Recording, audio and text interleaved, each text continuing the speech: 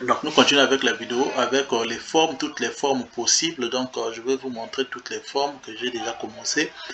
Et là nous avons le I 134, Declaration of Support, Financial Support. So in this video, I'm basically showing you all the form that you have to submit for your sponsor to submit, how to select a good sponsor. So in this video you can see yourself and find out, you can even read yourself. So I'm just making this video it can even be a long video so that it can allow you also to follow all the steps and go through online yourself, and to see what is going on, how to select a sponsor. So it's what I'm talking about in this video. Donc dans cette vidéo je parle à propos de comment sélectionner un bon sponsor, ce qui est demandé pour avoir un sponsor. Donc c'est ça, Declaration of Financial Support, donc la personne qui va vous soutenir financièrement. Donc ça est là, you must be located in the United States to fill form I-134. Donc la personne doit être aux États-Unis pour remplir cette forme en ligne. Ukrainian seeking for uniting for Ukraine may not fill form on their own behalf. Donc ils peuvent pas, ça c'est pour les Ukrainiens. Supporter the name, supporter must fill a separate I-34 for each beneficiary they are planning to support. Donc si vous êtes un couple et que votre sponsor doit remplir les formes pour tous les deux personnes, pour vous deux.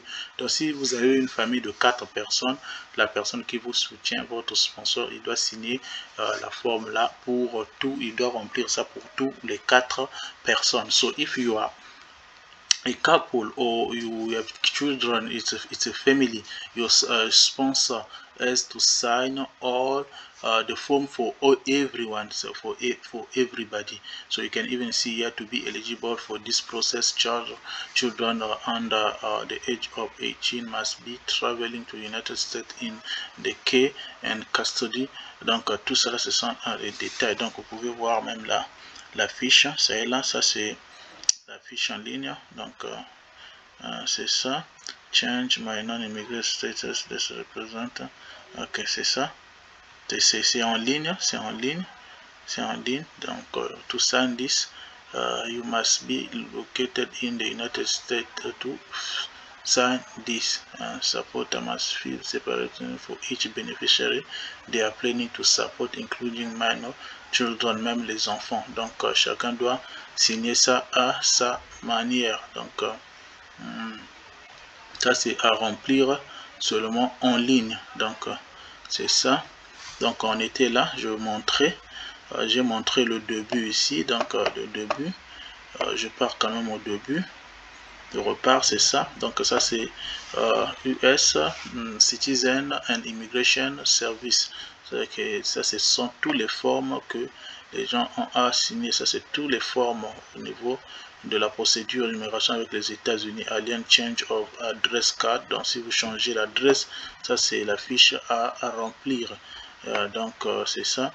Notice of Appearance. Nous pouvons voir toutes les formes qui sont ici. Donc ça c'est toutes ces formes, et il y en a ici. On était déjà à 34. Immigration petition for alien workers. Use this petition, this form to petition for a non-citizen worker to become a permanent resident. Donc si c'est la personne qui n'est pas citizen, qui n'a pas la nationalité, qui veut devenir résidence permanente, ça c'est la forme que il utilise. Donc ça c'est ça, et je vais passer sur les formes qui m'intéressent. Donc ce sont les affidavits of support. Donc c'est ça.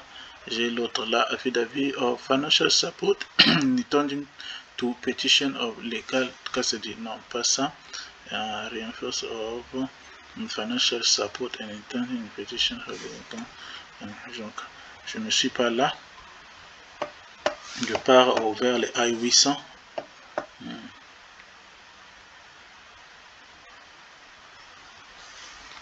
ça, ce sont pour les gens qui sont aux États-Unis. Donc, ceux qui gagnent la DV Lottery qui sont déjà aux États-Unis, donc vous utilisez cette forme. So application to register permanent residence or adjust status. Use this form to apply for lawful permanent residence status if you are in the United States. Donc si tu es aux États-Unis, la forme, donc if you are at United States, the form that you have to fill is this one, I-485.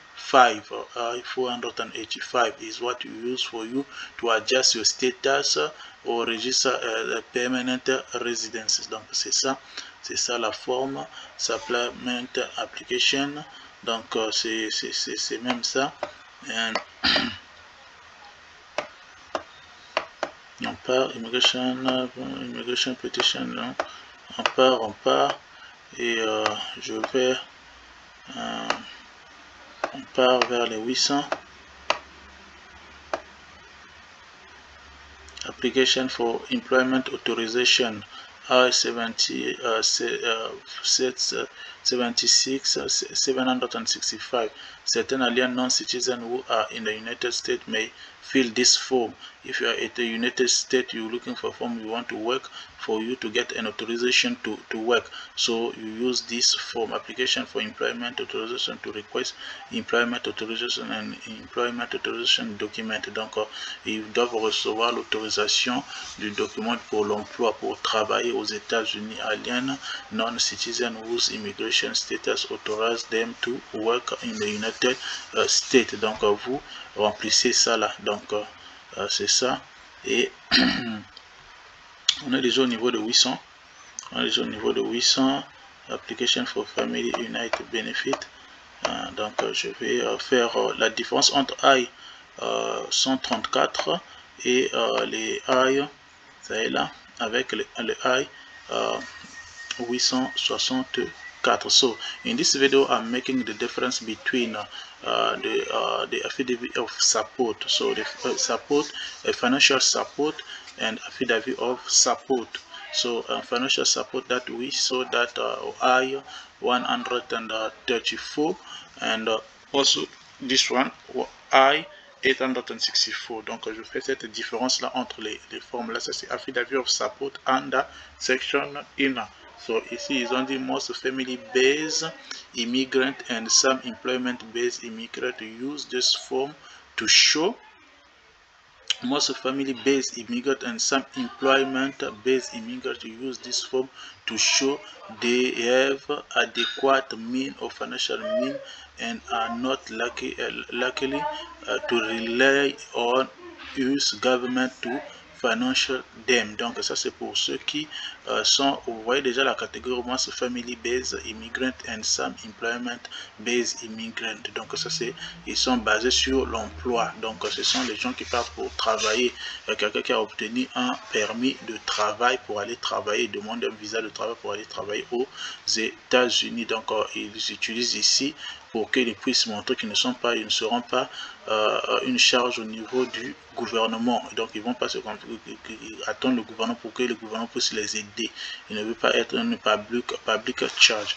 Donc c'est ça, contract between sponsor and house-made member. And on a ça, affidavit of support under section 213.